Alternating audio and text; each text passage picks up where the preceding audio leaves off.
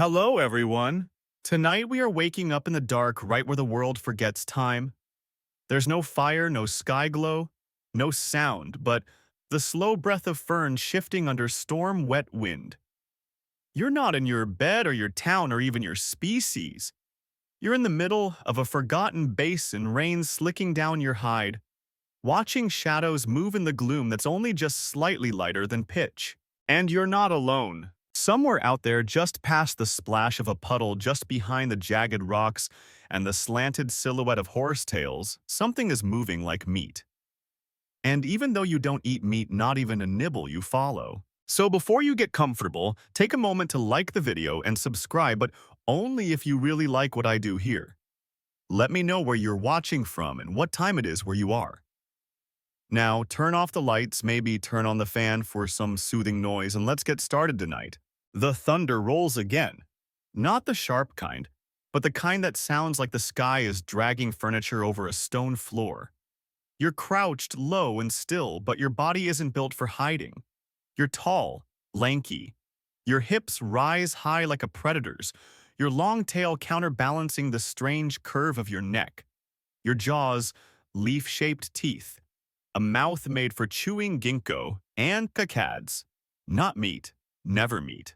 But here you are, creeping like something with hunger behind its eyes. A smaller creature darts ahead, a primitive mammal fur slicked with rain, nose twitching. You angle your body with eerie precision. Not to catch it, you won't even touch it. You just want to see how far it'll go. It bolts, you follow. The chase is short and not serious. You don't scream or roar. You don't lunge. You track its motion like a dancer, not a killer. It disappears down a hole under a root, and you stop perfectly still, water dripping from your chin. That should be the end of it. But then you shuffle closer, sniffing. Not with curiosity, more like ritual, almost like you've done this before. And the truth is, you have. Every night for the past, well, who knows how long you've been pacing this flooded forest, chasing small creatures, scaring meat-eaters and occasionally collapsing to chew on ferns like none of it ever happened. Your name doesn't survive. Not in a language you'd understand. But humans will find your bones and call you a dinosaur, which sounds scary but mostly confuses them because it's like finding a salad fork in a drawer full of steak knives. You have claws that could open a jugular, arms longer than most predators, feet with balance built in, and yet you eat plants. Slowly, mindlessly, like a cow that wandered onto a battlefield. The storm shifts, the wind smells wrong. A predator is nearby. You can hear it. Not breathing, not walking.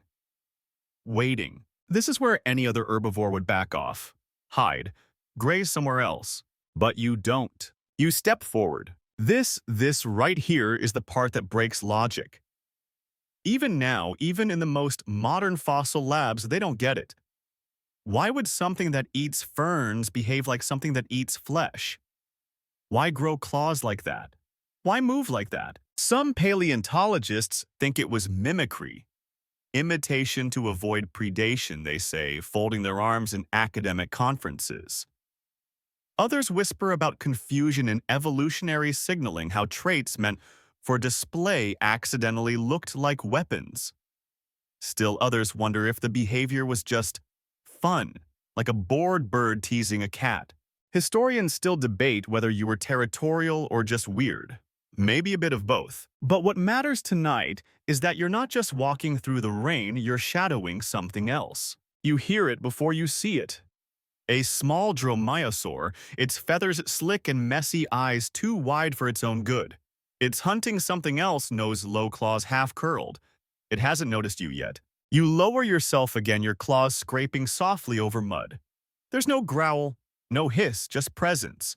It glances up, freezes. You're bigger. You're not supposed to be here. You take a step forward. It bolts. And you just stand there letting the rain bead and fall from your elbows, watching the bushes settle where it vanished. You don't chase this time. Maybe you're tired. Or maybe the point's already been made. Behind you, ferns sway. Water drips from your beak, pooling into footprints so deep they'll petrify if nothing steps on them soon. It's a quiet irony for all your menace, all your claws. The only thing you've ever killed is probably time. An authoritative fact to remember. Your kind really did have foot claws over a foot long, and you really did have a jaw full of herbivore teeth. Nature wrote a paradox and then let it run around in the woods. Oh, and here's your oddball fact for the night.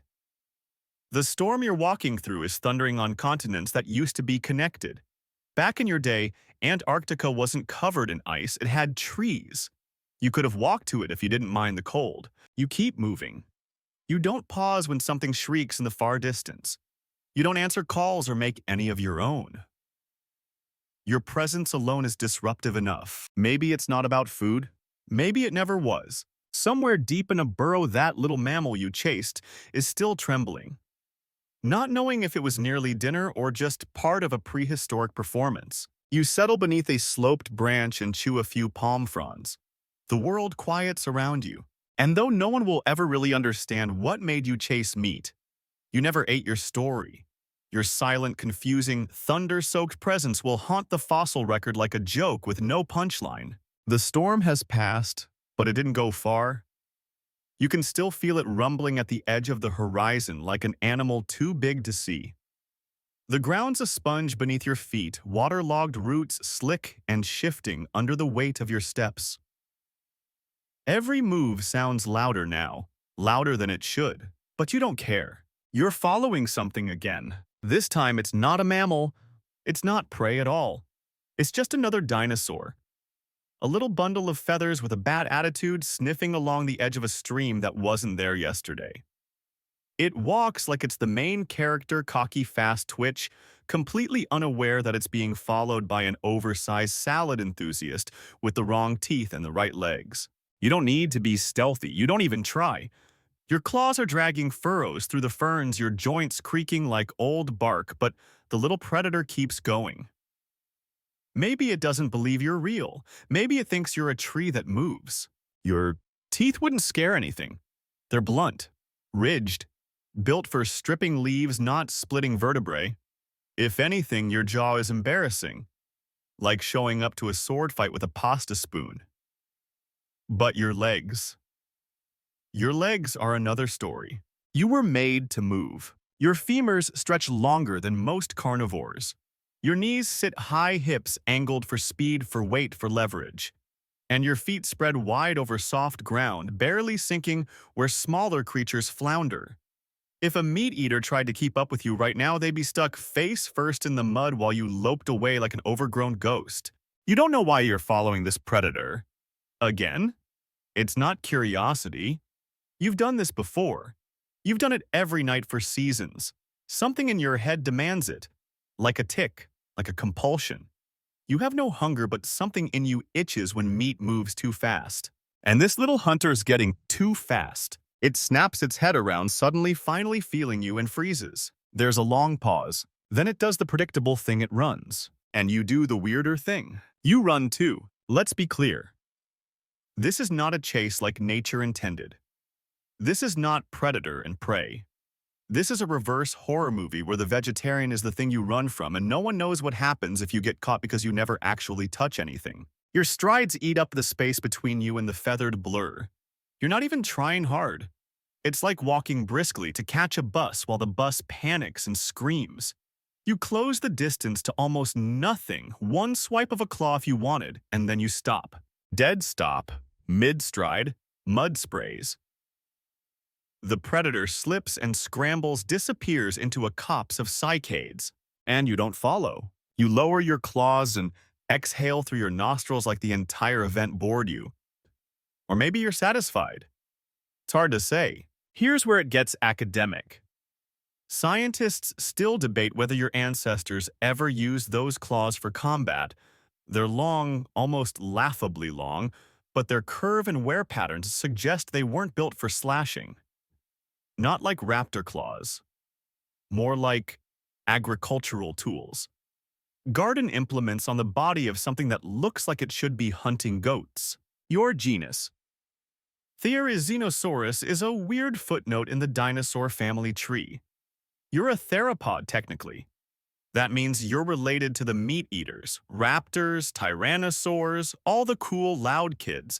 But somewhere along the way, your branch just gave up on meat, started liking plants, started looking and acting different.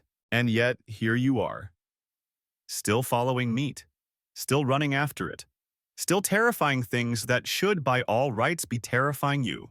Weirdest of all, there's no evidence you ever used your claws for actual killing. Historians still debate whether your long sickle-like digits were just for pulling down branches, or maybe defending nests, or maybe in some cosmic joke purely for display like peacock feathers with deadly potential but no actual function. But your legs?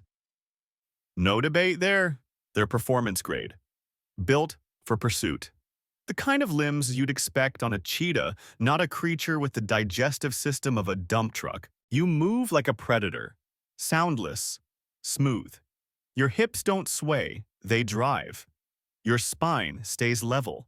It's the kind of movement that should end in a pounce and blood and screaming. But with you, it ends in awkward staring and salad. Odd fact for the section. Some researchers believe that dinosaurs like you might have had brightly colored feathers, not for camouflage or warmth, but for showing off. That's right. You could have been strutting through this swamp with flamingo legs and a parrot's tail, scaring meat eaters by chasing them like a giant prehistoric drag queen with a salad fork. You slow your pace now. The jungle's getting denser, trees shifting and close branches weaving overhead. It's darker than before, even though it's morning. The air smells green. Rotten rich teeming. You walk into it like you belong because you do. There's movement up ahead. Again, a scavenger. This time something lower on the food chain. Feathers, beak, quick little hands. It pecks at the remains of something too far decomposed to care about. You tilt your head. Watch. It knows you're there, but it keeps feeding. Maybe it thinks you're harmless. Maybe it doesn't know better. You take one step forward, slowly. The scavenger freezes. Another step. It chirps, flares its arms, and flaps away, vanishing in a blur of mottled brown and fear. And you just stand there. Still, the thing about you is you never chase unless something runs. That's the real pattern. You don't start fights. You don't finish them either. You're just attracted to motion. The kind of motion meat makes. Fast, unpredictable, nervous motion. You haunt it like a whisper. You settle beside the rotting log the scavenger left behind. There's nothing on it for you, not a scrap you could digest. But still you nudge it with one long claw as if to say, I see you. And then you turn away. Nothing to eat, nothing to fight, nothing to do but walk. Somewhere beyond the trees, a proper predator howls low and angry, the sound of someone frustrated they're not at the top of the pyramid tonight. But you just walk on the wrong teeth and the right legs, leaving claw marks and mud and confusion in your wake. The sun never really rises here. It just bleeds through the canopy in pale slashes, smudging green light across the undergrowth. You move through it like a phantom, not slow, not fast. Just enough to stir the moss and ripple the puddles behind you. Your belly hasn't growled once. It never does. But now you see it. A lizard. Nothing grand. Just a sleek little quadruped, no more than the length of your claw, sunning itself on a flat rock, like it's got no idea it lives in a world where shadows chase things for no reason. It twitches. You twitch back. Your legs coil not because you're hungry, not because you need to, but because something in your ancient skull itches when life scurries like that. You lunge. It's over in a flash. Mud splashing tail, snapping undergrowth, convulsing like a kicked blanket. The lizard disappears into the roots of a crumbling tree, and you just stand there panting through your nostrils. Still, again. No kill, no bite, just the satisfaction of a clean acceleration, a perfect trajectory, a chase that felt right in your bones. That's the part that never adds up. You don't eat them. You never do. You just chase. It's like your brain skipped a step. It learned how to stalk and sprint and feint, but not how or why to finish. You're a riddle in motion, a contradiction with claws. This is where things start to get weird for the people studying you millions of years too late. Most chase behaviors in nature lead to something either food or territory or survival, but not yours. The fossil record says you had the stomach of a gassy cow. Enzymes and gut flora all pointing toward leafy digestion. Even the wear on your teeth says salad. Not a single trace of bone or flesh in your coprolites, yet your limbs scream predator. Not just for show. They flex like they remember how to run down prey even if the rest of you forgot the appetite. Historians still debate whether your kind evolved from meat eaters who simply never gave up the thrill of the chase, like a retired boxer who still shadow boxes in the mirror. Others wonder if your behavior was meant to scare predators get the drop on the dropper, so to speak. Make yourself scarier than you are. And then there's the rogue theory. Maybe you were just playing. It sounds ridiculous until you realize some modern birds, your closest living relatives, do the same thing. Parrots chase cats, geese harass cows, crows dive bomb foxes just for fun. No gain, no meal, just vibes. Still, it's hard to call what you do play. There's nothing joyful about it.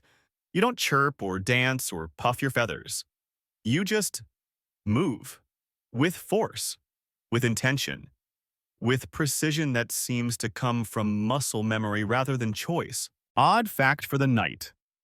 Your family line. The Rhizinosauridae is one of the only known dinosaur groups to go from carnivorous ancestors to purely herbivorous descendants and keep all the terrifying gear, like buying a chainsaw to prune dandelions. It makes sense if you don't think about it too hard. You pause now at the edge of a clearing. The jungle breaks here, revealing a low basin of mud and footprints. Predator country. You see the three-toed imprints of raptors all pointed in different directions. Something was hunting here recently, probably still is. Most plant eaters would turn around. But you step in. Your toes sink deep. The mud slurps at your weight. You know you're being watched, of course you are, but you don't flinch. You give them a show. Big limbs, forward posture, claws just loose enough to look accidental. Nothing stirs, yet. Then something streaks across the far side of the basin. A small meat eater. Probably a juvenile Deinonychus too bold for its own good.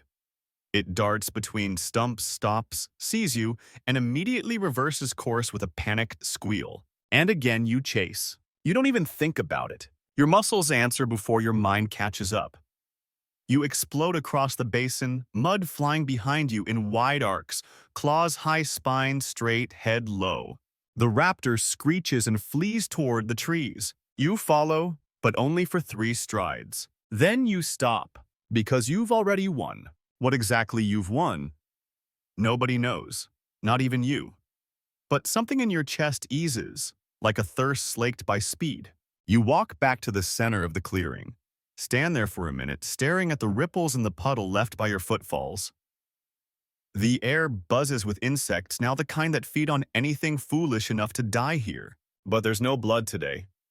Not from you. An authoritative fact to slide in here? Your kind had some of the largest claws of any known land animal, up to 1 meter long. But those claws, as terrifying as they looked, weren't sharpened like a tiger's. More like elongated garden tools. Good for pulling, maybe scraping bark. Terrible for slicing open anything fast or squishy. Still, that didn't stop you from waving them around like they meant something. You step back into the trees now, away from the open. Away from the prints and panic, and the echo of a chase that ended before it began. Somewhere nearby, something heavier moves. Maybe a tyrannosaur, maybe another of your kind. You don't care. You're not here for confrontation. Unless something runs, you settle near a trunk, crouching just enough to fold your legs, claws outstretched in the ferns. You don't close your eyes, not yet. The world's still twitching with movement. Too much potential. You breathe through your beak. The lizard you chased earlier, probably nesting underground now, heart still racing from a chase it doesn't understand. Just like the rest of us, you don't wake because of hunger. That feeling doesn't come for you. You wake because something moved. That's all it takes. A shuffle in the reeds, a wing beat that wasn't wind, a moment of stillness that didn't stay still long enough. Your body reacts before your mind can catch up. Those long, graceful arms tense, the claws curling slightly, as if remembering the shape of something they never held. The forest is still dim. The sun is probably out somewhere, but down here beneath the ceiling of club moss and araucaria, it's always dusk. You unfold your limbs smooth and slow, not because you're being stealthy, you're not, but because your movements are always this deliberate. Like you're reenacting a dance you learned from something that did eat meat. Something you once were. The sound comes again, close. You take a step, another, and then you see it crouched under a fallen branch, tail twitching like a fuse is something meaner than you. Carnivore. This one's not small. It's not timid. It's one of the real ones. A compact, muscular shape with killing in its bones. Feathers, slick mouth, open eyes locked right on you. It saw you first this time. You stop. It doesn't run. This is the part where something usually bolts. Not this one. It's smarter or hungrier or just done with being chased by someone with herbivore teeth and predator legs. For a moment, there's standoff silence. Then it hisses low and crackling like boiling sap. You do not hiss back. Instead, you take a single step forward. Calm, pointless, or maybe not. The predator flinches but doesn't yield. Now what? The two of you stand there like opposing gods, both strange in different ways. You a contradiction wrapped in feathers and long fingers, them a blade with legs. This would be the moment for a roar, a charge, something cinematic. But you just stare. Your body language is unreadable. To the predator, it must feel like challenging a statue that might be hiding something under its robes. Then slowly you lower your head, not submissively, not fearfully, just calculatingly. You do not want this fight, but you are not moving aside either. It hisses again, a step forward, a threat. You mirror it, one pace, just enough to make it feel watched. Something shifts in the air. Not fear, not dominance. Recognition. It blinks first. A second later, it backs away 3 steps, careful and quiet, and slips into the forest like a bad idea reconsidered. You wait, not in case it returns. You know it won't. You wait because something in you is still buzzing from the encounter. The ghost of instincts you never inherited fully. Historians still debate whether your presence in predator habitats served a social or behavioral function. Some believe you were tolerated because you weren't a threat, and because your size was imposing enough to deter conflict. Others suggest you moved among carnivores the way some birds ride buffalo, coexisting near danger to benefit from safety by reputation. But they can't explain your stare. Your stillness, the way you move like you know what meat thinks, even if you've never tasted it. Odd fact, modern cassowaries, giant plant-eating birds, have a reputation for aggression that often outweighs their actual threat level. They're herbivores, yes, but they've been known to chase dogs, people, and even cars just for stepping too close. Their claws blunt, but terrifying. Sound familiar? You begin to walk again this time, weaving through tangled roots toward a shallow stream. The water's moving fast from yesterday's storm, and your reflection stutters across the ripples in broken pieces, claws here, tail there, beak warped by current. It looks like a whole team of creatures marching beside you. You bend your long neck to drink, careful not to tip your center of gravity. That's the thing with you, your body is a balancing act. Front-heavy arms, massive hind limbs, tail like a counterweight. If someone tried to build you out of spare parts, they'd assume the design was a mistake. But it works. You walk like something halfway through a transformation, like a meat-eater halfway to forgetting what it was. When you stand again, your eye catches a flash of movement across the stream. Not a threat this time, just another of your kind. Or close. It's not exactly like you, smaller, maybe younger, maybe a different species entirely, but unmistakably familiar. Same long arms, same weird gait, same non-committal expression. It watches you from behind a tree, then steps out. A silent echo of your presence. You both stare at each other for a long time. No greetings, no sound. Then the other one turns and disappears into the bush, its long claws parting leaves like curtains. You don't follow.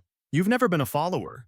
Not of anything that didn't run. This encounter stays in your body longer than the predator did. Something about seeing yourself or something like you makes the world feel more real. Like you're not just a glitch in evolution, but part of a story bigger than any one diet. Authoritative fact. Paleontologists still have no idea how social your species really was. Some fossils are found alone, others in what appear to be loose groupings. There's no hard evidence of herds or packs, just a suggestion that sometimes you weren't the only one walking this way. The afternoon deepens. Somewhere, something else dies, but not by your claw. The sky goes from murky to gold-tinged green. And again, you move not because you're driven by need, but because stillness gets uncomfortable. You think in motion. Always have. You brush through a wall of ferns with your claws. You don't slash. You part them gently, like fingers through silk. And somewhere, watching from the dark, another predator waits. But it won't act tonight. Not with you here. You walk on, never turning to look, because you don't need to. You're not prey, and you're not a predator either. You're something else. You're not supposed to be frightening. You don't have the teeth. You don't have the bite force. You don't even have the hunger. But somehow, meat fears you. It fears your shadow more than your claws, your approach more than your intent. You don't roar, don't chase with the madness of a predator who needs to eat. You just appear. You move like a puzzle no one can solve. You push through a thicket. Now your feathers catching burrs and dead leaves. Something small. A scavenger leaps from underfoot, startled. You don't react, not until it starts running. Then, like someone turned a switch, your legs coiled, your spine flexes, and you follow. Again. It's always the same pattern. Stillness, twitch, pursuit. But this time is different. Because the scavenger runs right into a kill site. You freeze before you get there. The air changes denser, heavier, with that hot metal scent of recent death. Your toes curl into the mud as your head rises above the foliage. There, in a shallow pit scraped into the soil, lies the kill. Fresh. A hadrosaur, maybe juvenile, its side torn open with surgical violence. You can smell the heat still radiating from it. Flies haven't even arrived yet. And beside it, a predator. Real one this time. Big. Covered in soot-colored feathers. Long arms held high, dripping red. Its snout is slick, and its chest rises with the rhythm of deep, greedy breathing. It sees you instantly. No hesitation, no question. Its mouth opens with a low warning sound. Not a roar. Not a hiss, just a threat. It steps forward once hoping you'll get the message this meat is mine. But you don't want the meat. You step forward anyway. Not fast, not aggressive, just present. The predator blinks, unsure. Its entire posture tenses. You shouldn't be here. Nothing with a beak full of ferns should have the audacity to show up now after the kill and act like it's owed a seat at the table. But this isn't about food. It never is. You walk closer to the kill. One long claw rising like a conductor's baton. The predator stares at the claw. Everyone always does, like it knows what could happen even if it never has. You stop just shy of the body. You don't sniff it. Don't sample it. Don't even bend your head. You just look. Then slowly, you lower your arm and step back. The predator watches you like you just broke the rules of nature and got away with it. You probably did. This is the part scientists don't like talking about. The why. They can document your bones, your diet, your posture, but not this behavior. Why show up at a fresh kill with no interest in eating? Why provoke a carnivore when your stomach can't handle flesh? Historians still debate whether your presence at kill sites was a defensive tactic. Maybe you were checking for threats. Maybe you were copying behavior without understanding it, like a bird pecking at a mirror.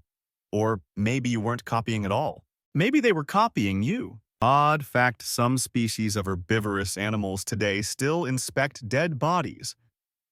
Elephants in particular have been observed returning to carcasses, touching bones, even standing silently by the remains of their own kind. It's not feeding, it's not fear, it's something else. Maybe memory, maybe instinct without language. You back away from the kill slowly, not because you're afraid just finished. Whatever you came for, you got. The predator doesn't chase you. It lowers its head and begins to feed again, but slower now. Cautious, like it's trying not to be watched. You vanish into the ferns. It's easier than it should be disappearing. Despite your size, your color blends into the shifting greens and browns of the forest. Even your feathers, strange and sparse, break up your shape like smoke in a breeze. You don't leave footprints long. Too many animals step where you do. Too much rain erases your path, but your scent lingers. That's another reason meat fears you. They never hear you coming, but they always smell where you've been. They step into the silence you leave and recognize the absence of struggle. No bones cracked, no meat torn, just the unsettling idea that you were there and walked away. You settle near a tree with bark like cracked leather and moss so thick it silences even the bugs. You crouch low and chew at a cluster of scythes lazily like the kill site never happened. Because to you, it didn't. That's how your brain works: action without aftermath. Sprint without outcome. Your emotional footprint is as silent as your actual one. Authoritative fact for this one: your claws were among the longest of any dinosaur, not sharpened, but curved like scythes extending over a meter in length. Yet, there's no fossil evidence they were ever used to kill. If anything, your arm mobility suggests you pulled branches, cleared brush, maybe even fought within your own species. But not predators. Not once. And yet they fear you. You glance up now as a pair of birds scream from the canopy. Not alarm, just conversation. You watch them dart through the light, silhouetted against the green gloom. Some of them carry your legacy in their bones. Your strange hips, your shoulder joints, even a hint of your claws. They've forgotten what you were. That's okay. You were never meant to be remembered correctly. You rise again, shake off the stillness, and walk. Somewhere behind you, the predator finishes its meal and slinks off into the underbrush. It won't forget you either. And even though you never touch the meat, it will tell others. Something big was here. It didn't kill. It didn't eat. But it made me leave. Morning never really begins here. It just stops being night.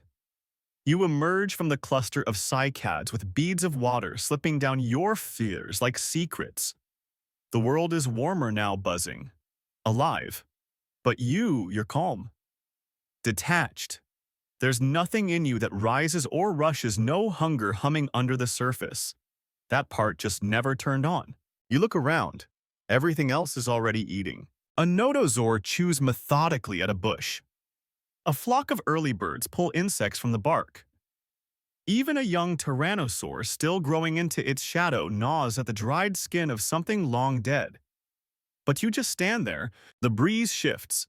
Something stirs the reeds beside you. And still, you don't eat. You step forward, parting the grass with claws longer than most animals' legs. There's a fern frond nearby that would be easy, fresh, bright green, practically offering itself up like a vegetarian menu. But you ignore it. Not yet. Not until you've moved. Because your body isn't wired for rest. You wake not for need, but for motion. This is the part that throws researchers into fits. Most creatures wake to eat, to drink, to flee. You wake because stillness is unbearable. You begin each day like a machine booting into a loop it doesn't understand. You head into the clearing. A group of dryosaurs scatter at your approach. Small bipedal grazers with wide eyes and narrow limbs. Harmless. But they flee anyway, because they've learned. Or because someone like you chased their grandmothers. Even if no one ever got eaten. That's the story no one believes. You don't eat meat. You never have. Your stomach couldn't take it. You'd get sick, maybe even die. But your legs still chase, your instincts still burn, and your brain still says, follow that thing. Whether it's a bird, a lizard, or another dinosaur, it doesn't matter. If it runs, so do you. Historians still debate whether this was a survival trait or just leftover wiring. a kind of evolutionary hangover from your carnivorous ancestors. Some theorize that behavior doesn't always match biology muscle memory, outliving the diet it once served. Others say you chased for dominance or distraction.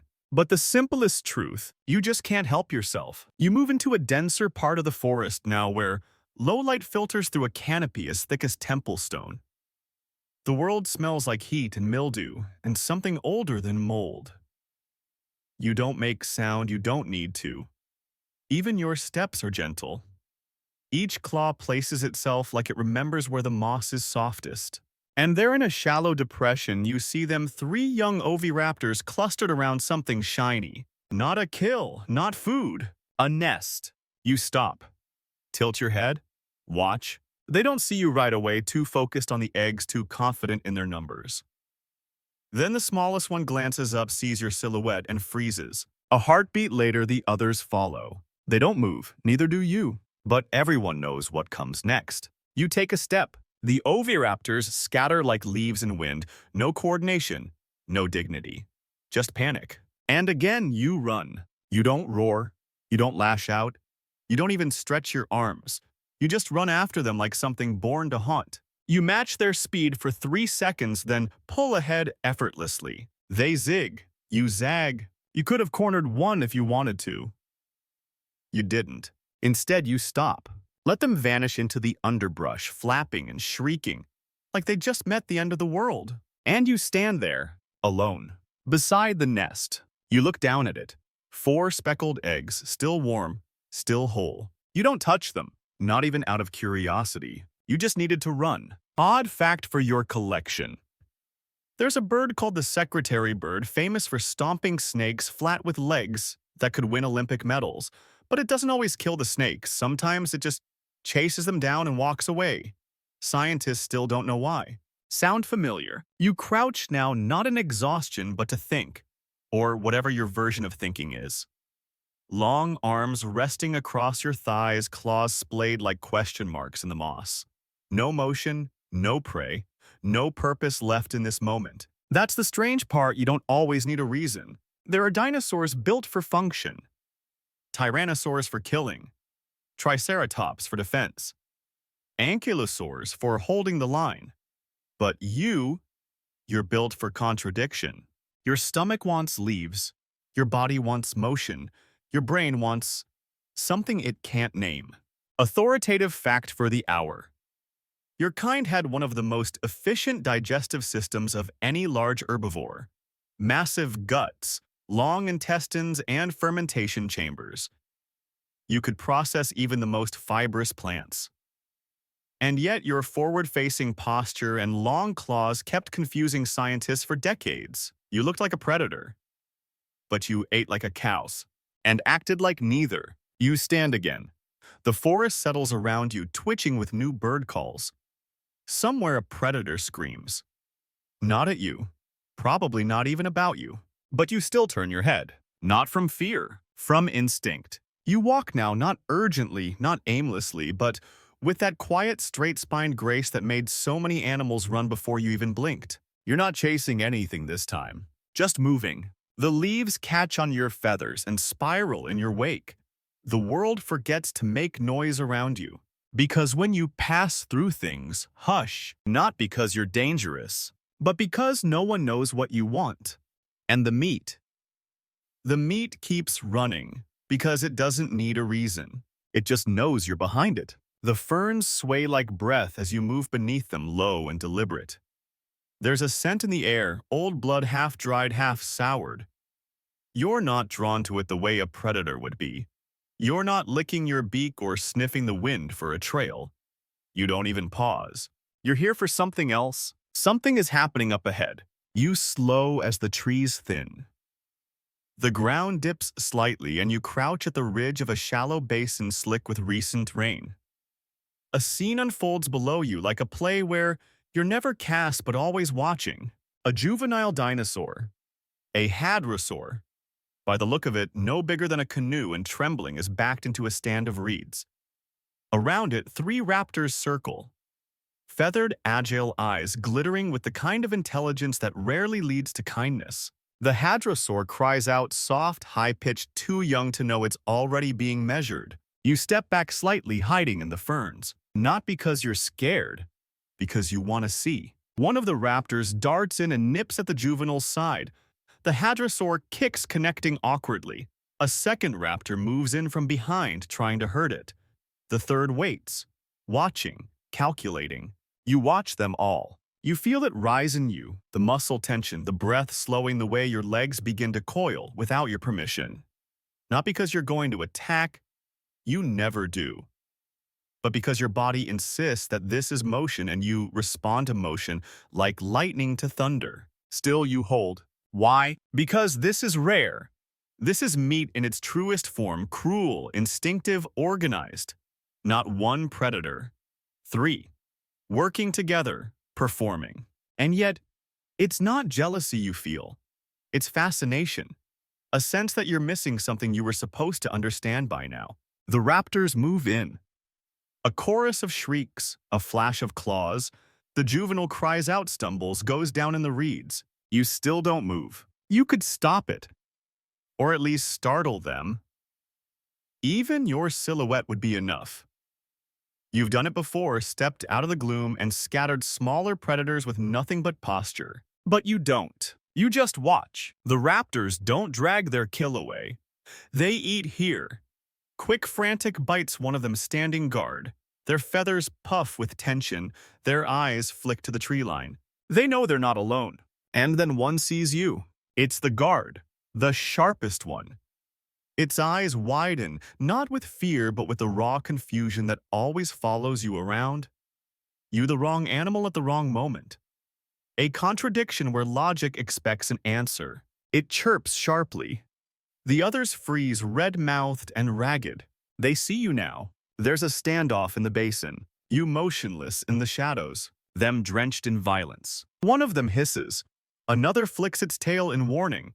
You take a step forward. They don't run yet. You take another. Now they scatter back into the reeds, over the body, into the undergrowth with the kind of panic that says, we shouldn't be afraid of this, but we are. You walk down to the kill. The juvenile hadrosaur is still breathing barely. Its flank is open.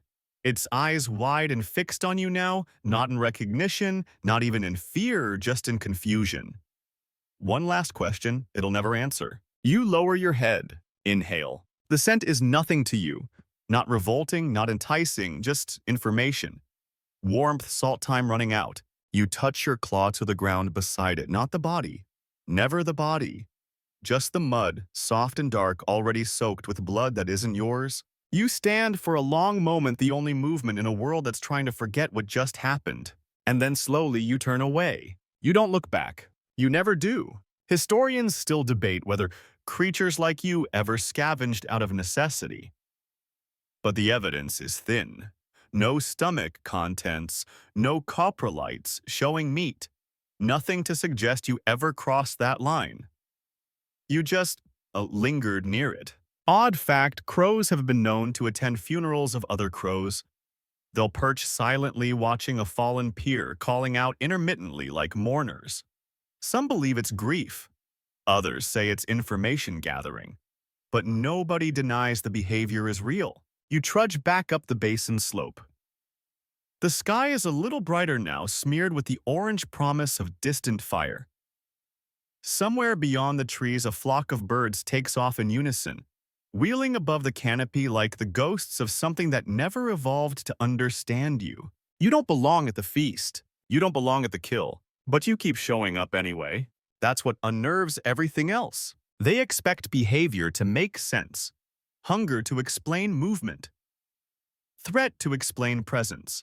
But you're the animal that stares from the edge of the clearing, unmoved by carnage, unmoved by need. Authoritative fact for your thought pile. Their dinosaurs likely evolved from carnivorous ancestors, but made a full dietary switch. Fossil records show they retained most of their weaponry, claws, posture, strong hind limbs even after that change. It's one of the rare examples where form didn't follow function, and yet it shaped you. You move through the ferns again, brushing aside stalks as tall as a man, stepping gently across roots braided like sleeping serpents. You don't look for the raptors. You know they're watching from somewhere, and they know now that you weren't here to take their food. You were here to be seen. And when they tell their stories to each other, if they do, you'll feature not as predator, not as prey, but as something else entirely. Something that doesn't fit the story, but walks through it anyway. There are no footprints behind you. Not because you float, though. That would be dramatic, but because the jungle reclaims everything. Rain, root, wind time, all of them erase. The mud forgets quickly, the ferns forgive faster. But the story of what just happened doesn't wash away so easily. Somewhere behind you, those raptors are still whispering about the way you stood at the edge of the kill, about how you didn't take the meat, about how your claws moved like questions and not weapons. And somewhere miles and millennia away, historians are whispering too, arguing over fossils that don't quite add up. You walk now through denser trees, branches crisscrossed like bone fingers. A bird cries overhead, a loud prehistoric bark of sound, and you pause for just a second to look up. Not in fear, not in longing, just to mark the motion. That's always your trigger motion. It doesn't matter if it's predator, or prey feather, or flesh claw, or wing. If it moves like it's alive, you notice. And sometimes you follow. This behavior doesn't make sense. And that's where the real fight begins, not in the jungle, but in lecture halls and under flickering academic lights. Because your bones don't lie, but they don't explain either. 100 million years from now, a graduate student will stare at a fossilized claw the length of a fireplace poker and say, "Why does this look like a weapon when the teeth say salad?" And their professor will sigh and mutter the same thing scientists have been muttering for decades. We don't know. Was it intimidation? Courtship? Evolutionary leftovers? Was it some bizarre mimicry looking dangerous so the real predators wouldn't touch you? Was it social dominance? Play or something? We don't even have a name for. Historians still debate whether your species hunted for behavior, not for food. If you chase to learn to stretch, to scare, to practice something you never planned to use. And then there's the weird theory, the one whispered when the fossil crowd gets tired of facts and starts pouring wine, that you were the dinosaur equivalent of a ghost. Not dead, no, but out of sync, out of step. A thing from a lineage that forgot how to be what it once was, walking through the world like it was still part of a script everyone else had moved on from. Odd fact for your stroll, there's a species of goat. Yes, goat that occasionally climbs into trees, not to escape, not to feed, just because it can. And when they fall, they almost never get hurt. Evolution didn't plan that, it just happened, like you. You hear something now, sharp, rhythmic, footsteps, multiple. You press low into the foliage, more instinct than intention. The sounds grow clearer. Two animals moving quickly but not carelessly. Not like prey. Predators. You stay still. Let them pass. They're smaller than you, sleeker, built for efficiency. Scales and feathers, jaws and eyes. Tools that make sense. They move with a grace that's all about outcomes. When they run, something dies. You watch them go. Then you rise and follow. You don't need to. You don't want to. But your feet move anyway. This is how you've survived, not with hunger, but with presence. You shadow those who kill. Not to learn. Not to join. Just to be part of the echo. The predators find their mark ahead, a slow-moving ankylosaur, too tired or too old to care. It's armored, yes, but weak. You can see it in the way it doesn't lift its club tail when they close in. The predators circle, testing. You stay back. This time you don't interfere. Don't even approach. You sit on a mound of moss and watch the confrontation unfold, like a scene you've watched too many times but never star in. The predators attack. The ankylosaur swings once wildly, then goes down. You sigh, not in sorrow, not in relief, just in recognition. You've seen this before. You'll see it again. You never change the outcome. But you always watch, because it feels like you're supposed to. Authoritative fact for your mental museum. Fossil trackways show that the dinosaurs often moved alone. No herd behavior, no coordinated movement. but they show up near predator trails often enough to raise eyebrows, not overlapping, but adjacent. Close enough to share space, close enough to watch. Later, paleontologists will argue over whether this was coincidence or design. They'll point to the claw marks, the leg bones, the digestive anatomy, the shoulder joints. And still, they'll end up shrugging. You, however, don't need to explain yourself. You rise after the kill is finished. The predators drag what's left into the underbrush, panting with success. You walk past the blood in the soil without looking down. The birds overhead scream again, circling. You raise your claw once, not to swat, not to reach, just to feel the space they cut through the air. The afternoon stretches long and green, the light thinning, but never leaving completely. You pause at the edge of a clearing, and then you do something no predator would do. You lie down, flat in the ferns, limbs folded, body heavy but relaxed. Your eyes stay open, because you never sleep deeply. Not here. Not when movement could happen. Good. Because if something runs, you will rise again. Not to eat, not to win, just to follow, just to chase, just to remind the world that something still moves without hunger. And everything should be a little bit afraid of that. The wind changes first. It comes low and dry, carrying the dust of distant riverbeds and the coppery smell of cracked earth. You rise before anything else stirs. Not because of sound, there's none, but because your body feels the shift like a weather vane made of muscle and guesswork. Something is about to run. You step out from the tangle of ferns and into a clearing where heat sits heavy on the stones. The sky presses low today, a slab of gray that never opens. Even the insects are quiet. That's when you hear it. Feet, fast ones. Panic! You pivot toward the sound, and they're cutting through the scrub with a speed that would impress even a tyrannosaur is a predator. Not a small one. Lean, long-legged, all muscle and fright. It's not being chased, but it looks back anyway. Then it sees you. It stumbles, just for a second. And that's all the time you need. You launch, not for attack, never that, but for motion. This is the part that feels like instinct coated in mystery. Your body moves before your thoughts arrive. Your knees rise high, tail counterbalances like a dancer's pole. Your claws swing outward, just wide enough to suggest maybe this time you're going to do something serious. The predator doubles its pace. But you're already ahead of it. Because that's the part no one talks about. You're faster than they are. You don't just keep up with predators. You outpace them. Historians still argue over how that's possible. Your build says herbivore. Your gut, your jaw, your tooth. Structure all designed for slow digestion and low-energy movement. But your legs, they tell a different story. Long femurs, tight joints. Power in every step. Your kind didn't just walk. You ran fast. Authoritative fact for this moment. Some therizinosaurs had limb proportions matching or exceeding those of similarly sized predators.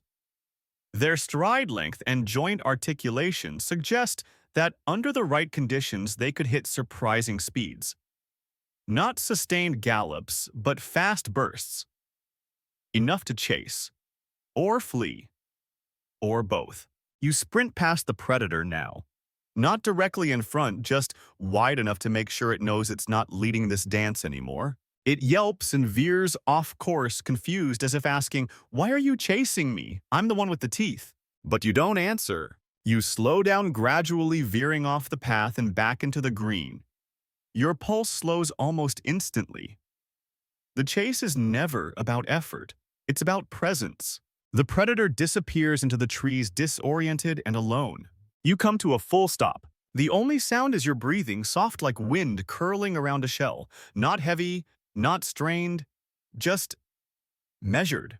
Odd fact to throw into your brain pile, there's a type of ancient bird now extinct that could mimic not just calls but intentions. They'd follow predators, copying alarm cries and hunting patterns not to gain advantage, but seemingly to exist in tandem. Paleontologists still haven't decided if it was imitation partnership or something in between. Sound familiar? You wander into a gully now filled with trickling water and crushed reeds. It smells of trampled fear, probably from last night, maybe from you. You stop at the edge of a puddle and look down. Not for water, for footprints. There they are, dozens. Some fresh, some nearly faded. Three-toed.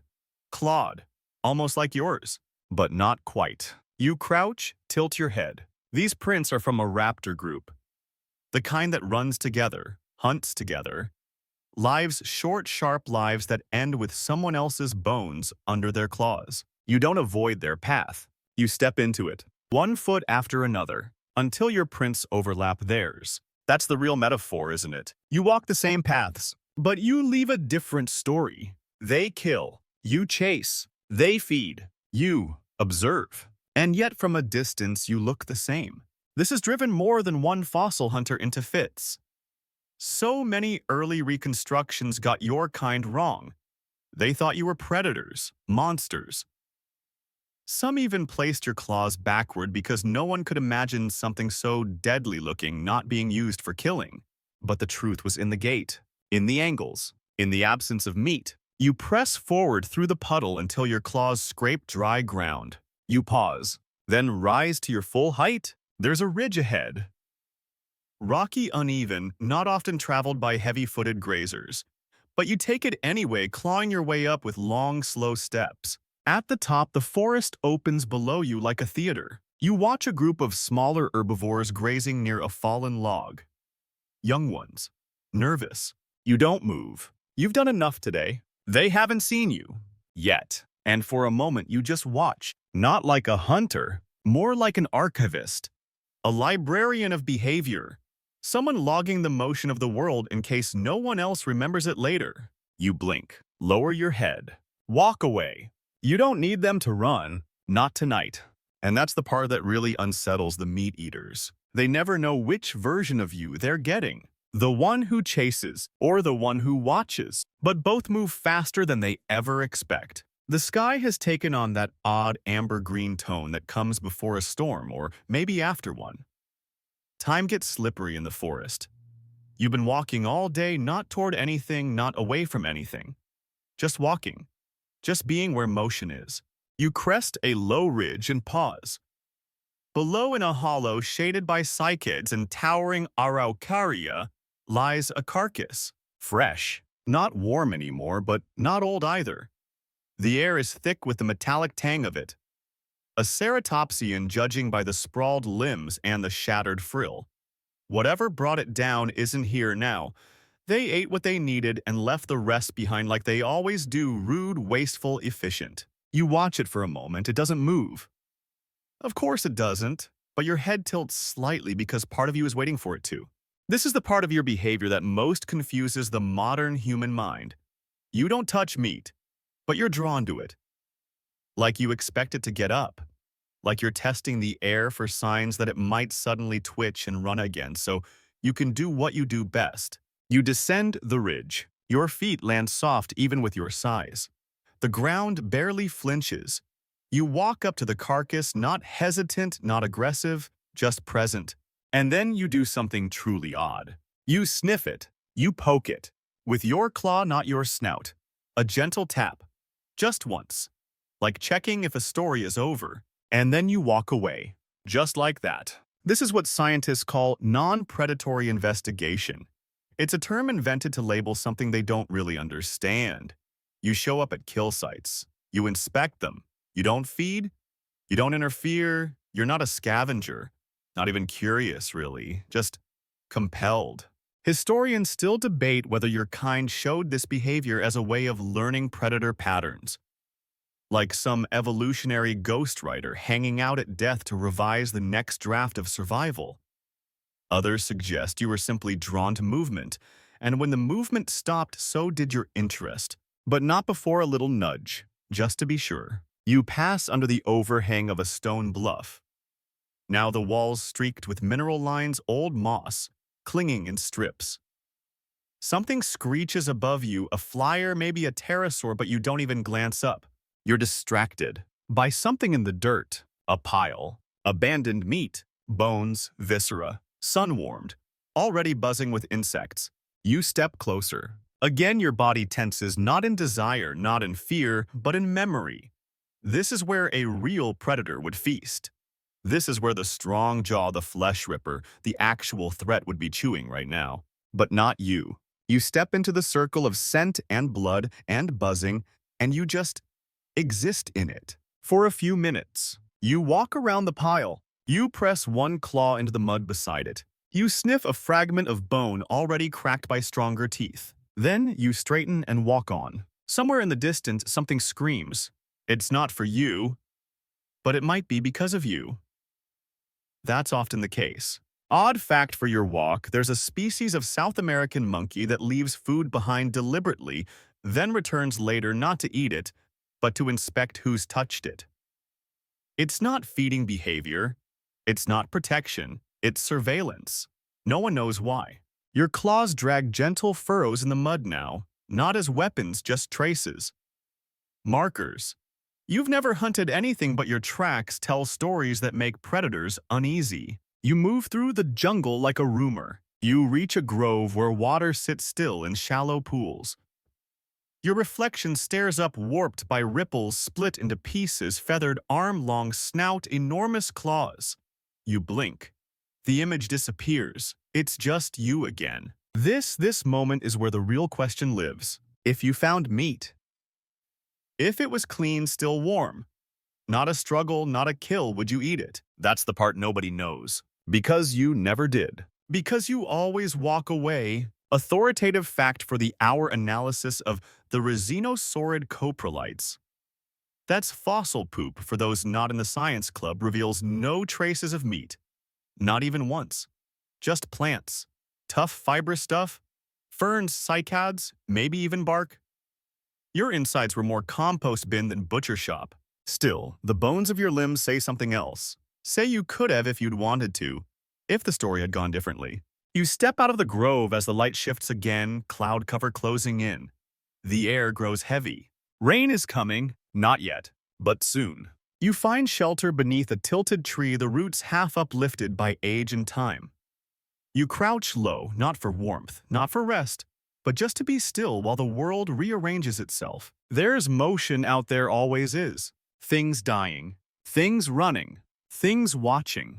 But you don't go to them. Not tonight. Because you've already done what you came to do. You stood in the feast. You touched the meat. And still you walked away. That's what makes them nervous. Not your claws. Not your speed. Not even your presence. But the fact that you can be in the middle of death, breathe it in, taste it on the air, and not need it.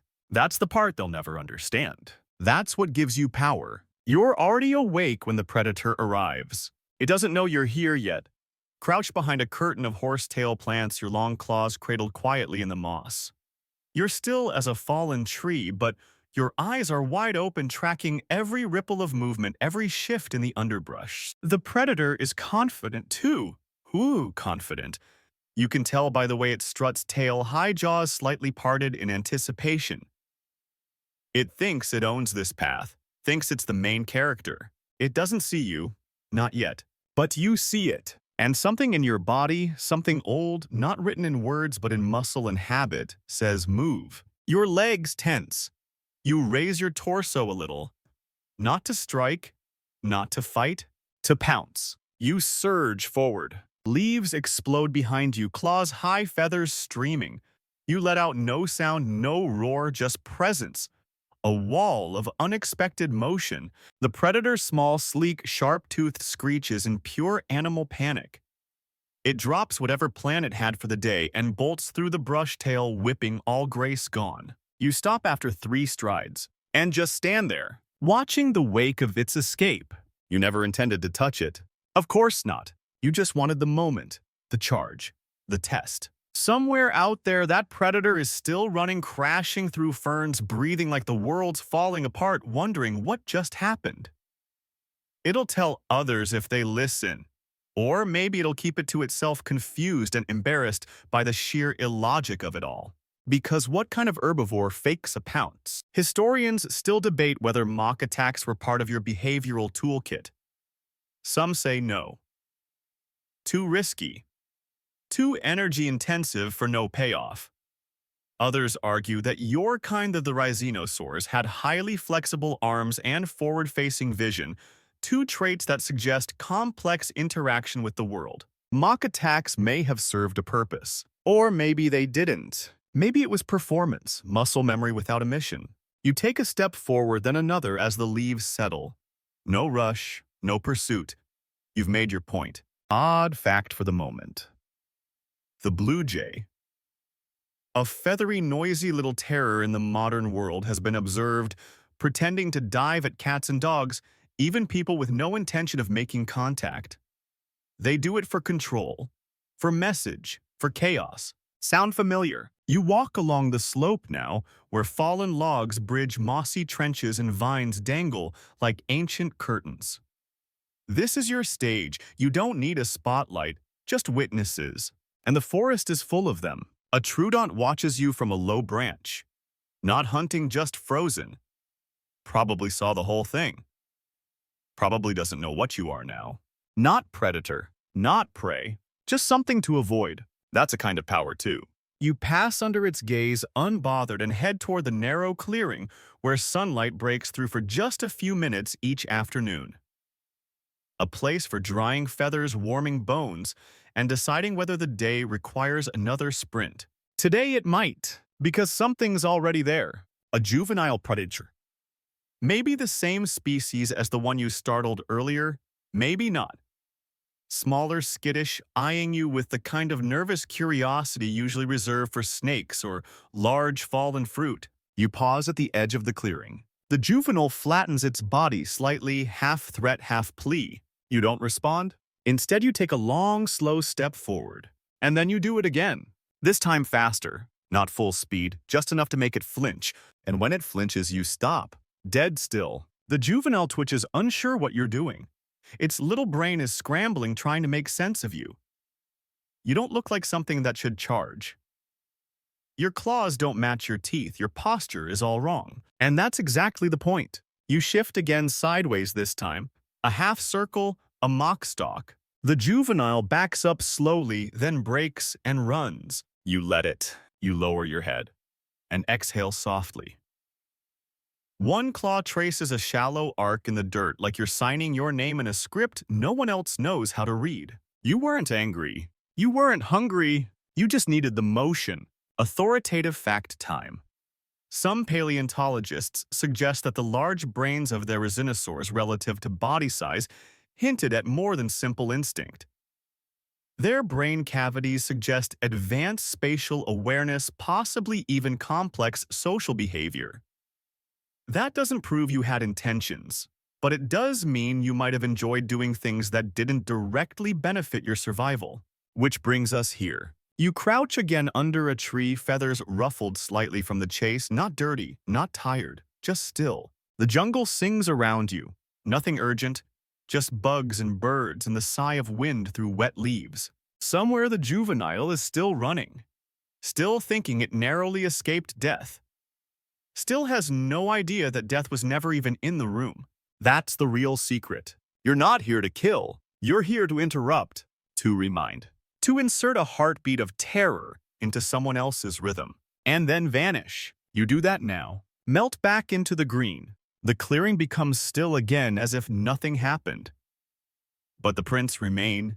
Deep claw marks that say something large was here. Something confusing. Something that didn't finish the story it started.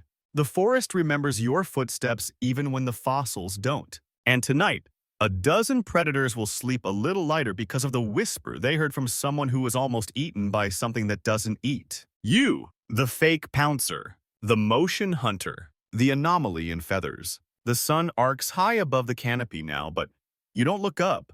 Light and dark don't dictate your day. Motion does. And so far today, you've chased 3 different creatures through mud brush and one unfortunate grove of spiny scythes. None of them died. None of them got caught. And you haven't eaten anything. Not one bite. The ferns, the moss, the scythes, they're all there within easy reach. You've stepped over enough vegetation to feed a dozen animals your size. But you've ignored it. Not because you're fasting, not because you're sick. Just because something moved. and you couldn't not follow. You tread now through a shallow stream, the water barely reaching your ankles but cool and sharp against your claws. Fish dart between the stones. You watch them with mild interest but not hunger. You don't chase things that swim. They don't trigger the part of you that clicks on like a switch. No, your trigger is different. It's in the way something darts, flees, bolts. It's in the panic. You step out of the stream and shake droplets from your feathers. A few cling stubbornly to your arms, glinting in the light like sequins. You look like a badly washed parade float. You don't mind. Up ahead, a group of herbivores graze near a broken tree.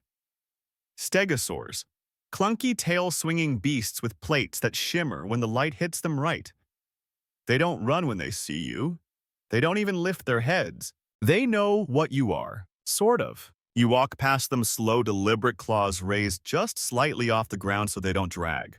No threat, no theater, just a tall, strange figure among neighbors who no longer flinch. They've seen your act before. They know you're not here for them. And that's something, isn't it? You're part of the landscape now. Not predator, not prey, just an eccentric forest uncle who sprints sometimes and interrupts everyone's breakfast. You climb a ridge beyond the grazers and pause at the top. Below, the valley opens wide. Trees spread in tangled knots. A distant river glints between the gaps. You spot movement, 2, maybe 3 smaller theropods pacing a thicket, clearly tracking something. You watch. They hunt like you should. Quick steps. Whispered coordination. They're speaking a language of glances and tail flicks and tension. You understand it, but you don't speak it. Still, you're tempted. You step down the ridge, slow and steady, until the predators spot you. They freeze. You don't. You don't charge them. You charge past them, straight through the space where their target was something you never even saw. And just like that, the whole hunt collapses. Prey scatters.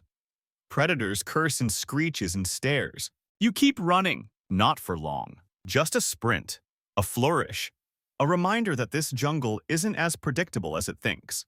You stop after 30 paces, spin, and look back. The predators are still there, dumbfounded. One of them growls low, not in threat, but in frustration. You nod, as if to say, yeah, I do this sometimes. Then walk on. Odd fact. There's a behavior among certain deer species where they'll randomly sprint for short bursts. No predators around, no threat detected. Scientists call it stotting or pronking, and they still don't really know why. Some think it's showing off. Some think it's testing muscles. Others suspect it's just a way to say I can. Sound familiar? Historians still debate whether your kind disrupted predator behavior on purpose. Whether your chases and feints and performances altered the flow of the ecosystem. You didn't kill, but you confused. You interrupted. And sometimes that's more powerful than teeth. Authoritative fact, fossil beds sometimes reveal predator kill zones with unusual spacing gaps in the expected cluster of prey carcasses. A few researchers have suggested that large herbivores with disruptive behaviors, possibly even dinosaurs, could have interfered with hunts just by showing up. You sit now beneath a low tree whose branches arc like fingers. You pick at the bark absently with one claw, not hungry, just doing something. Your eyes scan the forest. You see no danger. But that never stops you from moving. Today the score is 3 chases, 0 meals. Infinite confusion. You're okay with that. This is the rhythm you've carved out of deep time. Not predator, not protector, just a force that shows up and throws off the math. The other creatures in the forest are starting to figure it out. Some give you wide space now, not out of fear, out of respect. Others still don't get it. They run when they see you, which is unfortunate. Because when something runs, you chase. It's not personal. It's just how you're built. And so the day continues. The sun slants, the wind picks up. Insects hum around you like 1,000 tiny engines, and somewhere something rustles in the reeds. You're already up, already watching, already calculating how many steps it would take. Probably not many, and it probably won't make sense to anyone but you. But that's fine. You were never here to make sense. You were here to move. The cliffside is quiet. Not silent, nothing ever really is out here, but quiet, in that heavy, padded way that makes every breath sound like a drumbeat. You don't climb cliffs often, not because you can't, but because you usually don't need to. Tonight is different. You're halfway up now. The slope beneath your claws is a patchwork of stone and dirt, narrow ledges veined with roots and slick from the last rainfall. You don't stumble, you don't even hesitate. Your toes find balance like they've done this before, which you have. You just don't remember why. At the top, the world opens up into a wide shelf of stone. A perfect perch, nothing but sky on one side and forest stretching far below. It smells cleaner here. Fewer ferns, more wind. The canopy rustles like distant water. You step forward slowly and lie down, not in hiding, not to sleep, just to feel the air. This is the kind of place predators choose for a kill over look. They perch up high, watch the movement below, wait for an opportunity. But you're not here for that. You're here for something stranger. Something that comes when you finally hold still. The dream. You don't sleep in the usual sense. Too twitchy. Too attuned. But sometimes on nights like this, on ledges like these, you doze, lightly. Just enough for your mind to drift sideways. And that's when it begins. You're walking. Same body, same jungle. Only this time the ground is wet with blood. Not yours, and not prey's. Everywhere you step, the forest is soaked in red. The trees breathe it. The moss drinks it. Your claws, normally so clean, are caked with it. Thick, drying, clumping between your joints like forgotten mud. And you're not confused. You're calm. You're moving. Not toward anything. Not away. Just through it. In the dream, animals don't run from you. They don't even look at you. They part like waves, like you belong in this flooded world. Your body aches, but not with pain. With memory. You chased something once. Maybe even caught it. But the taste, you can't recall it. Not the texture, not the heat, not even the triumph. Just motion. Always motion. And that soft pull behind your ribs like a thread unspooling from a story no one finished. You wake up with your claws twitching, not violently, just enough. The dream lingers in your joints. In your breathing, you blink once, twice. The sky's darker now, painted with stars that don't twinkle, just burn. You're not startled. You're never startled. But the air feels different now. Like something watched you dream. You rise, shake off the dust, step to the edge of the cliff and look down. Not because you're afraid of falling. Falling doesn't scare you. Not understanding why you climbed does. That dream wasn't just fantasy. It was a memory your bones have been carrying like a splinter. Historians still debate whether dinosaurs experience sleep the way mammals do. Some argue that creatures with bird-like physiology entered REM-like states. Others claim that large-bodied herbivores stayed half-conscious at all times, always ready to react. But none of them know about your dreams. Because dreams don't fossilize, odd fact to pair with your cliffside revelation. Modern reptiles like monitor lizards show neurological signs of dreaming, but only when they feel completely safe. Which suggests something unusual. That dreams aren't just about memory, they're about permission. So the question is, why did your body let you dream? What exactly did it think you were ready to remember? You pace the edge now. Claws clicking softly on the stone, tail sweeping gently behind you like a forgotten flag. Below in the distance, you see movement. A small predator weaving through the forest alone, unaware that you're watching from above. You don't tense. You don't chase. Not this time. The dream still echoes in your limbs. You're remembering something older than instinct. A story that might have belonged to a cousin or a parent or a version of you that didn't walk away from meat. Maybe you chased once and didn't stop. Maybe you killed. Maybe that memory clung to your muscles like a song that never leaves your head even when the lyrics stop making sense. You lie down again, not to sleep, but to think. And that maybe is the strangest thing of all. You've never needed thought to move. But tonight your claws are still, and your mind is busy. Authoritative fact. Therizinosaurs had one of the most unusually shaped brain cases among theropods, suggesting higher levels of neural complexity, possibly even problem-solving capabilities. That's not proof of introspection, but it's more than most herbivores ever had.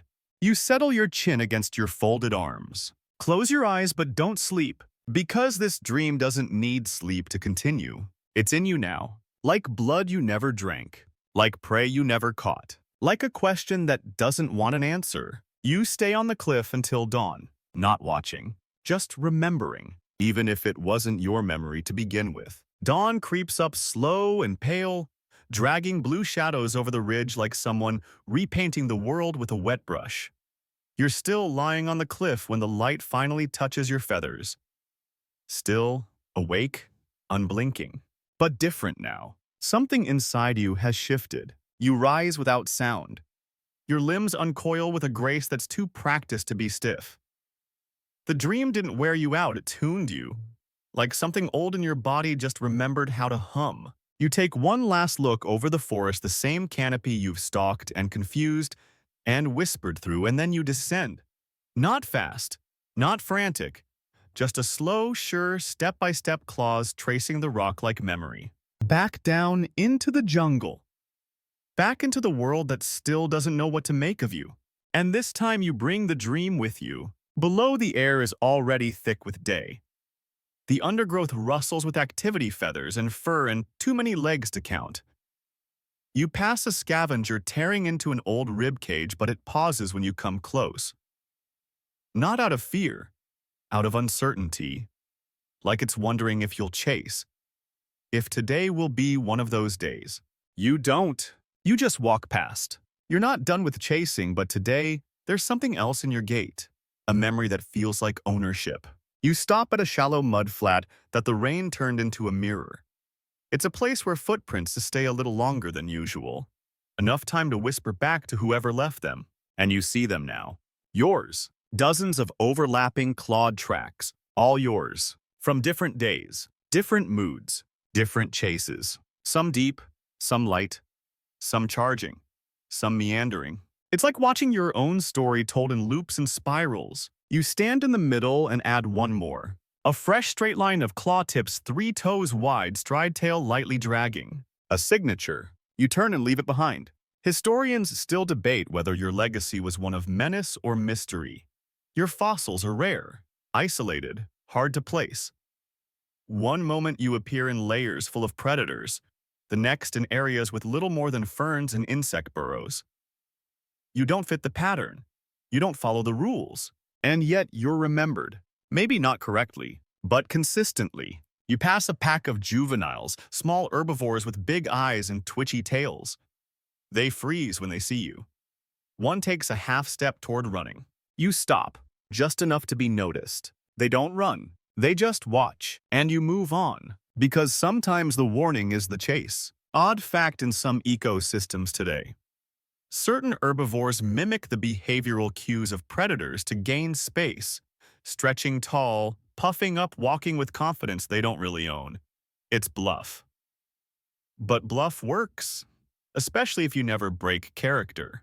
You arrive now at a clearing you haven't visited in weeks. It's quiet. No fresh scents, no signs of struggle. Just warm sun, tall ferns, and an old log where something died a long time ago. You sit beside it, not because of the meat, because of the story. The log still carries claw marks, deep ones. You run a finger along them slowly. Not yours, someone else's. Maybe a cousin, maybe a rival, maybe a meat eater who thought it would feed here and never made it home. You can't know. But your claws mirror theirs unintentionally, like echoes. You press one claw into the log, then retract it. You've never killed, not with claws, not with teeth. But your skeleton still confuses scientists more than some predators ever did. Authoritative fact reconstructions of the Therizinosaur limb mechanics reveal that while their claws could deliver powerful swipes, the structure of the joints and muscle attachments suggests they were not designed for repeat strikes or grip-based holds. They were tools. Not weapons, but sharp ones.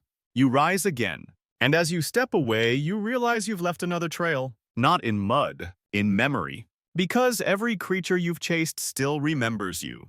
Not as a killer, as a question, as something that shouldn't chase but does. That shouldn't run but sprints. That shouldn't haunt meat but does. Your legacy is not in teeth or scars. It's in the pause that comes before the predator attacks. When they check, just to make sure that you're not watching. And if you are, they don't move. Because they know, if they run, you'll be there. Not to feed, not to win, but to remind them the forest has rules. And you don't follow them. You precede them. The forest thickens around you like a dream that refuses to end. Light dims beneath layered canopies. A green hush broken only by the flick of a tail here, a rustle there. Everything is quieter now, not in fear, in anticipation. Even the meat-eaters are still. You walk through their silence like a rumor. Long legs folding and unfolding with fluid inevitability. Claws brushing leaves that are too afraid to rustle. The heat of the day is fading, and with it the sharpness of motion. But you're still moving. Always moving. You step into a grove choked with mossy trunks and vines so dense they weave a curtain between you and everything else. Most animals would avoid this place. It's too tight, too shadowed, too full of corners. But you slip through easily, bending low claws trailing like streamers in the dirt. You don't make sound. You never really do, not unless you want to. And tonight, you don't want to. Tonight you walk among predators who pretend not to see you. There's one now tucked behind a tree, eyes wide, body low. A hunter, a killer, young but deadly. And still it freezes, because you pass too close. Because you look wrong. It knows what danger looks like. Teeth, roars, red. You are none of those. But your silence is louder than a scream. You move on. The air smells of old blood and wet bark. The day's hunts have ended. Bones lie scattered in shallow pits. Feathers, scales, broken twigs. The debris of a place where survival is measured in calories and cuts. But you're unmarked, untouched. Because you don't need to fight. You only need to exist. You pause at the edge of a marsh where steam rises and frogs trill like distant alarms. Something large wades in the shallows, a carnivore by the look of it. Heavy, hungry. It doesn't see you at first. Then it does. And it stiffens. Not with fear, with confusion. Because it knows all the hunters in this forest. But not you. It watches. Waits. You step forward. Slow. Measured. One claw deliberately sinking into the soft mud. Not threatening, but not passive. The predator blinks, turns, and leaves. Not fast, but not looking back. You don't chase. Not tonight. Tonight you're not the storm. You're the shadow before it. The marsh bubbles. You listen. And for once there's no motion to follow. No twitching tail, no startled bird. The world holds its breath. And in that stillness, you realize something. You don't need the chase anymore. You are the chase, even when you're not moving, even when no one's running. Because the idea of you, of claws that don't kill, of legs that don't tire, of eyes that don't blink when meat moves, that's what lives on. That's what haunts. The forest is yours now, not by blood but by paws. Because everywhere you go, predators slow down. Prey hesitate. And the wind changes direction just to avoid meeting you head-on. You walk on past the marsh into taller trees where ferns bend like they recognize you. No one follows. No one dares. Because you're not a creature anymore. You're a presence, a shadow, a behavior, a story told by claw marks and confused footprints. Odd final fact, some animals in modern ecosystems develop reputations not just among humans, but among other species. Known by shape, scent, stride. The ones who confuse or disrupt or can't be predicted. They get remembered, even when they do nothing, especially then. Authoritative truth. Your legacy will be misread for millennia. You'll be painted as a slasher, a slow beast, a scavenger, a coward, a plant lover with claws for show. But they'll never agree, because you were never one thing. And even if they dig up your skeleton measure, your limbs model your gait, they won't know what you did tonight. They won't know how you walked through a valley full of killers and never flinched. They won't know how you touched meat but didn't eat. They won't know why they kept running, only that they did. And you watched, then vanished, into ferns, into mist, into the long silence that follows something ancient walking past. The forest will forget your footprints. The rain will fill them. The moss will grow. The roots will push their way through whatever grooves you carved into this ancient world. But the creatures who lived here with you, they will not forget. They will remember the shape of your silhouette at the edge of the clearing. The silent way you move through predator territory without fear or apology. The chases that never ended in blood. The feints that made them flinch even when you meant no harm. They will remember how the ground changed when you arrived, how everything paused, how instincts they trusted suddenly stuttered. And long after your bones turned to stone, long after the forest itself became a fossil bed, something of you will remain. Not in the skeleton, not in the claw, but in the story. The one that says, there was something once that didn't eat meat, but chased it anyway. Something no one could explain. A contradiction with feathers. A shadow that ran faster than it should. That frightened those it never touched. And maybe, just maybe, something in that story will echo forward into the species that dig up your name and try to assign it meaning. And they will whisper, we still don't understand it. And that will be enough. Because you were never here to be understood. You were here to move. And now you rest. Somewhere deep in the roots, behind the rustle of ferns and the breath of storms, your shadow still lingers, watching, waiting, but never hungry.